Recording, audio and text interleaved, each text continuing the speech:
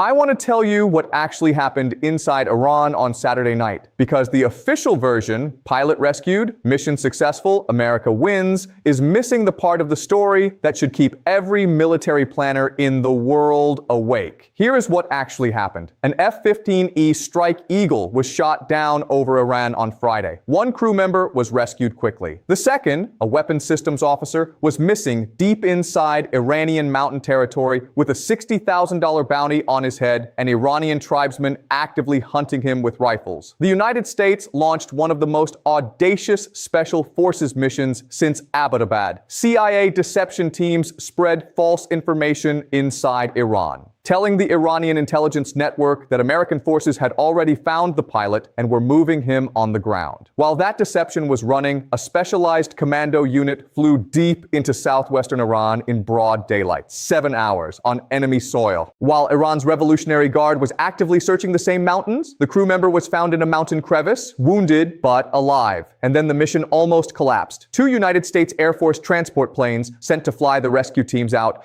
were unable to take off from their improvised position inside Iran. Mechanical failure, Iranian forces closing in. The decision was made in minutes. Those aircraft were demolished on Iranian soil, destroyed by American forces to prevent Iran from capturing the technology inside them. The commandos then flew out on 3 emergency aircraft sent in as replacements, 3 planes flying single file just a short distance apart out of Iranian airspace. The mission was completed just before midnight. America lost more aircraft in the rescue operation than it lost in the original shootdown. 2 transport planes demolished, 2 Black Hawks hit, an A-10 shot down, an F-15E shot down. The rescue was a success. The math was catastrophic. Now, what I just described is what happened. What I want to do for the next 35 minutes is run the simulation of what happens if it does not. If those transport planes cannot be replaced in time, if the Iranian forces close the gap before the commandos fly out, if one man is not in a mountain crevice, but in Iranian custody, because the simulation of failure is not hypothetical entertainment. It is a roadmap of the exact pressure points that Iran will now use to design the next trap. And understanding those pressure points is the most important strategic analysis of this entire war. So let us run the game. The simulation begins at hour 0. The rescue mission has failed. The commando team extracted without the crew member. He has been taken into Iranian custody. A weapons systems officer, later reported by Trump himself to hold the rank of colonel. One of the most senior military officers ever captured in the Middle East theater. In the first 30 minutes, 3 things happen simultaneously. In Tehran, the Revolutionary Guard announces the capture, not quietly, on state television, with footage. Iran has been waiting for exactly this moment and has prepared how to use it. The announcement goes global within 4 minutes of broadcast. Every news network on Earth leads with it. In the White House, the Situation Room activates at maximum alert. Trump is briefed. He has been telling the world for 36 days that America is unstoppable, that Iran has no air defenses, that the war is nearly done. He now has an American colonel in Iranian hands and a press conference scheduled for Monday morning. In financial markets, oil spikes past $120 a barrel within 11 minutes of the announcement. The dollar falls. The Tel Aviv Stock Exchange circuit breakers trip. Every Gulf sovereign wealth fund begins recalculating its exposure. The first 60 minutes, what Iran does with a captured colonel. Minute 110, state television announces capture with footage. Goes global instantly. Minute 10:30, Iran's supreme leadership convenes. Decision, do not negotiate immediately. Let the pressure build. Minute 30 to 60, Iran issues statement. The pilot will be treated humanely. According to the laws of war, Iran has not violated. This is deliberate. They are positioning for legitimacy. Simultaneous, Pakistan, Oman, Egypt, Turkey, every mediator scrambles. Iran has more leverage in the next 24 hours than at any prior point in this war. Simultaneous, Trump cannot bomb anything for the next 72 hours without the question, what happens to the pilot? The most important strategic asset Iran just acquired is not the pilot. It is the pause. For the first time in 36 days,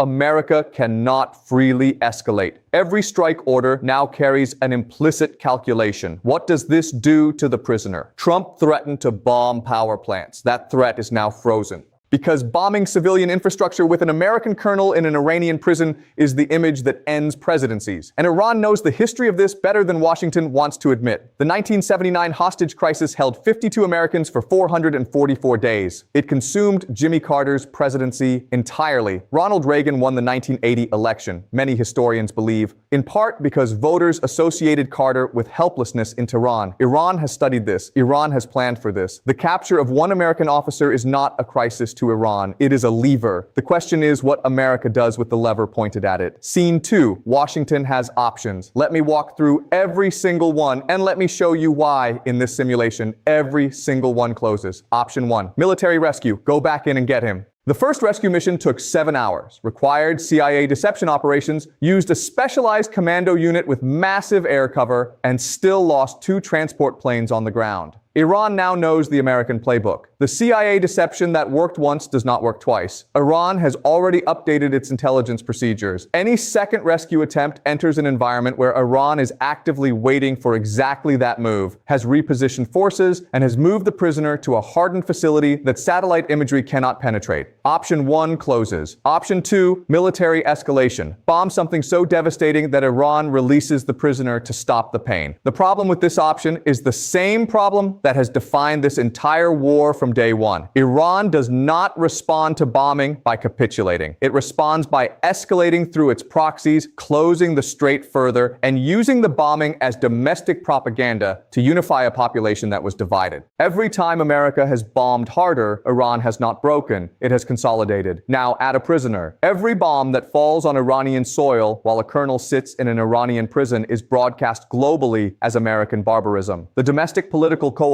for continued escalation inside the United States fractures. Option 2 closes. Option 3, prisoner swap, give Iran something in exchange. What does Iran want? This is where the simulation becomes genuinely alarming. Iran's minimum ask in any prisoner negotiation is not another prisoner. Iran has no American prisoners to swap. Iran's ask is strategic. Open diplomatic recognition, end of sanctions. American withdrawal from specific military positions. Termination of the war on terms that Iran defines as acceptable. The prisoner becomes the down payment on a negotiated settlement that America has been refusing to consider since day one. Accepting it means Trump stands at a podium and explains why the most powerful military in the world is releasing sanctions to get back one man. Option 3 closes. Option 4, do nothing, wait Iran out. Every day the prisoner is in Iranian custody is a day the American public is reminded that the war Trump said was nearly done is still producing prisoners. Every press briefing begins with the question, what is the status of the captured officer? Every week without resolution is a week where the political cost of the war compounds. The prisoner does not have to be harmed for this option to fail. He just has to remain in Iran while Trump claims victory. Option 4 closes. Option 5, secret negotiation, back-channel deal. This is the option that no American administration can acknowledge publicly. Oman and Pakistan are already active back channels. The prisoner changes their leverage immediately. Any secret deal Iran agrees to will extract something. And Iran will eventually publicize that it extracted something. The political cost of a secret deal surfaces the moment the prisoner comes home, because the question of what America gave up follows him onto every aircraft that flies him out of Tehran. Option 5 closes. The options matrix. Every exit closes. Option 1, military rescue. Iran anticipated it. Environment hardened. Probability of success collapses. Option 2, bomb harder. Each strike damages the political coalition for war at home. Prisoner absorbs the propaganda. Option 3, prisoner swap. Iran's price is strategic, not tactical. Accepting Daksir, acknowledging Iran's deterrence position. Option 4, wait. Political cost compounds daily. Every briefing, every week, every election cycle calculation. Option 5. Secret deal, Iran publicizes it when prisoner comes home. The political bill arrives regardless. Conclusion, there is no option that does not cost America something irreversible. This is why Iran has always wanted this moment, not to win the war, to win the negotiation that ends it. Now you understand why the CIA mission that ran 7 hours inside Iran, destroying American aircraft on Iranian soil, was worth every one of those aircraft. Because the alternative was not just losing one man, it was losing the war on Iran's terms. Scene 3, let us run the simulation from Iran's side. Because understanding what Iran does with this leverage is as important as understanding demonstrating what America cannot do. Hour 12. Iran's foreign ministry releases a statement. Careful language. The prisoner is in Iranian custody. He will be treated in accordance with international humanitarian principles. Iran is prepared to discuss terms for his release through neutral mediators. Iran recommends Oman. Notice what Iran does not do. Iran does not demand anything specific yet. Iran lets the silence do the work. Washington fills that silence with internal chaos. Hour 24. Pakistan's foreign minister flies to Tehran, not at Iran's request, at Pakistan's initiative, because Pakistan understands that brokering the release of an American colonel from Iranian custody is the most significant diplomatic achievement any country could claim right now. The prisoner is not just leverage against America. He is leverage for every country that wants influence in what comes next. Iran's 72-hour strategic playbook. Simulation Hour 012. Announce capture. Maximum propaganda. Global broadcast. Let markets react. Hour 12:24. Signal willingness to negotiate. No specific demands yet. Create uncertainty. Hour 24:48. Allow mediators, Pakistan, Oman, to initiate contact. Iran does not reach out. America does. Hour 48. Iran makes first demand, not the prisoner, the Strait. We will discuss the prisoner after Hormuz terms are addressed. Hour 72. Trump faces his press conference. The question, what are you offering Iran for the colonel? He has no answer. Strategic effect. Prisoner converts from a military problem into a diplomatic architecture that Iran controls. And here is the move that makes this simulation most dangerous. At hour 48, Iran does not ask for the prisoner to be released in exchange for the pilot. Iran links the prisoner to the Strait of Hormuz negotiation, not directly, not in a press conference, through back-channel language that Pakistan conveys to Washington. The message is simple. The prisoner question and the Hormuz question are connected. They will be resolved together or not at all. In one move, Iran has converted a military rescue failure into a diplomatic framework that gives it everything it could not extract by force. The Strait does not open because Iran is defeated. The Strait opens because America is negotiating for the return of its colonel. And in that negotiation, America accepts terms it refused to consider on day one. The prisoner is not the prize. The prisoner is the key. And this is what Iran has always known that Washington has never wanted to say out loud. Scene 4. The simulation does not stay inside America and Iran. What happens in the first 72 hours in every other capital is where the real damage compounds. Japan. Tokyo has been watching the Iran war with growing alarm for weeks. It imports 93% of its oil through the Strait of Hormuz. It has already declined to send warships. But the calculation changes the moment an American prisoner is in Iranian hands. Japan's leadership draws the conclusion quietly but clearly. If America cannot guarantee the safety of its own military personnel inside Iran, if the most advanced military on earth requires a CIA deception campaign and 7 hours of special forces operations just to recover one man, then Japan cannot trust American security guarantees for the Pacific theater while that military is exhausted in the Middle East. Japan's remilitarization, already the fastest military buildup since World War II, accelerates. Saudi Arabia. The kingdom has been watching the war from a position of deep anxiety. It depends on American military protection. It has $700 billion in U.S. Treasury bonds. It knows that if America's war in Iran fails, or is perceived to fail, the petrodollar architecture that has funded Saudi Arabia's entire modern state begins to shift. A captured colonel is not a reason for Saudi Arabia to abandon America, but it is the moment Saudi Arabia begins seriously calculating what happens after America. China. Beijing has been running its own simulation since February 28th. Every week of American military exhaustion in the Middle East is a week where Chinese calculations about Taiwan become more favorable. A prisoner crisis does not make China move on Taiwan immediately, but it moves the internal Chinese timeline. The question Beijing has been asking, how long until America is too distracted to credibly defend Taiwan, gets a shorter answer. The alliance fracture. 72-hour simulation. Japan accelerates remilitarization. Cannot rely on America for Pacific defense during Middle East exhaustion. Saudi Arabia begins serious post-American guarantee calculations. Not public, but the modeling starts. Israel. War cabinet faces a question it has never had to face. Do we continue operations while America is negotiating for a prisoner? Europe, France, and Germany call for immediate ceasefire. The prisoner is the political cover they needed. China. In Internal Taiwan timeline shortens. Not action yet. Preparation. Combined effect. The prisoner crisis does more damage to American alliance cohesion than 6 weeks of bombs did to Iranian infrastructure. This is the strategic genius of Iran's position if the rescue had failed. Iran does not need to do anything dramatic.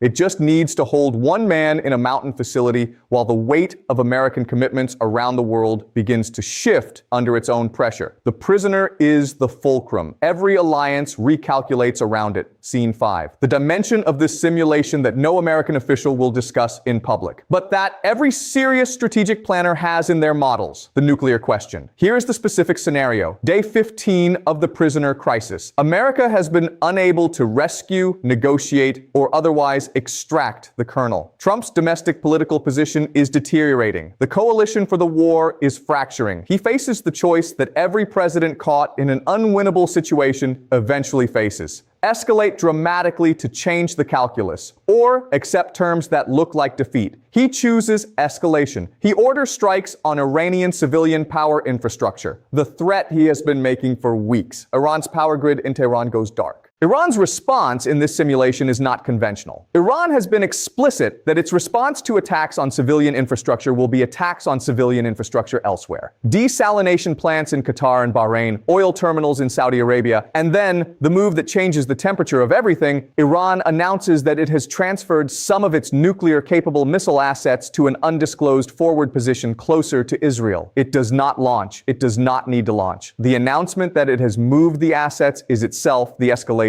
Because now every Israeli air defense battery, every American carrier group, every NATO intelligence asset has to treat every subsequent Iranian missile launch as potentially nuclear. The ambiguity is the weapon. The nuclear shadow enters the simulation trigger. America bombs civilian infrastructure. Iran announces forward deployment of nuclear-capable assets. Effect. Every subsequent Iranian missile launch must be treated as potentially nuclear Israel's position. Arrow 3 batteries on maximum alert. Nuclear submarine force dispersed. Samson option recalculated. America's position cannot escalate further without risking the first nuclear detonation since Hiroshima. The prisoner still in Iranian custody. Now also the reason America cannot de-escalate. The trap. America cannot go forward, nuclear risk, and cannot go backward. Political collapse plus prisoner still held. This is the same trap as the war itself, but compressed into days instead of months. What you have just witnessed in this simulation is how one failed rescue mission, one man not recovered from a mountain in southwestern Iran, cascades into a nuclear shadow over the entire conflict within 3 weeks. This is not a prediction. This is a war game. But every element of it is grounded in the actual strategic logic of every party in this conflict. None of this is invented.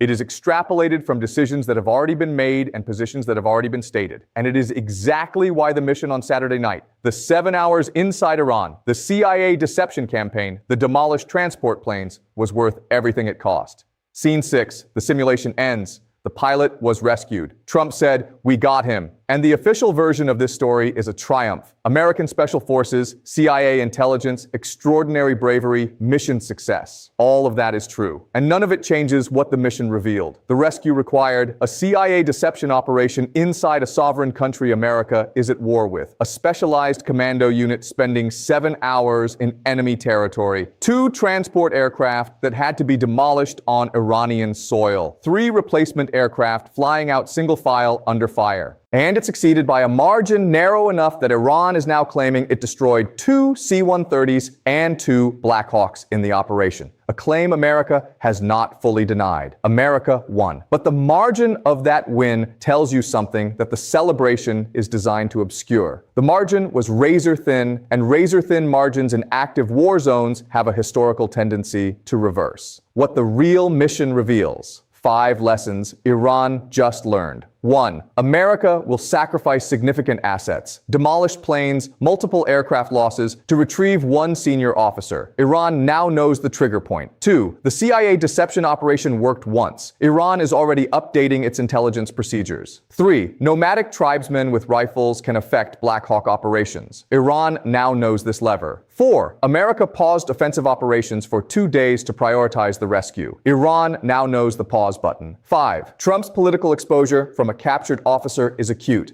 Iran now knows this is his weakness. Iran's conclusion: next time, do not shoot down the plane near accessible terrain. Make the rescue geometrically harder. And there is a sixth lesson Iran learned that does not appear in any of those five. The lesson about what the Strait of Hormuz is worth to America's political calculations. For 36 days, Iran has held the strait closed. Oil is above $100 a barrel. The global economy is in slow motion crisis. And America paused its offensive operations to recover one man. Not to open the strait, not to force a ceasefire, to recover one man. Iran has now calibrated exactly how much America prioritizes individual American lives over strategic objectives. That calibration will be used in every negotiation that follows. Trump's new 48-hour ultimatum, his fifth ultimatum of this war, demands Iran open the strait or face consequences he calls hell raining down. Iran has heard 4 previous versions of this threat. It ignored all 4. The difference this time, Iran's strategists will calculate, is that America has just spent 2 days and multiple aircraft demonstrating exactly how much one American officer costs it. The game is not over. It has entered a new phase. And Iran, in this war, as in the 45 years before it, is playing a longer game than anyone in Washington is willing to acknowledge publicly. Let me bring the simulation to a close. What we ran today was a war game, a scenario. The rescue succeeded in reality, but the simulation of failure reveals something that the success does not erase. Every pressure point, every leverage mechanism, every cascade consequence we walked through in this simulation is still structurally available to Iran. The rescue did not eliminate those options, it just postponed them. And Iran, as I said at the beginning of this simulation, has been playing a longer game than anyone in Washington wants to acknowledge. 45 years of sanctions.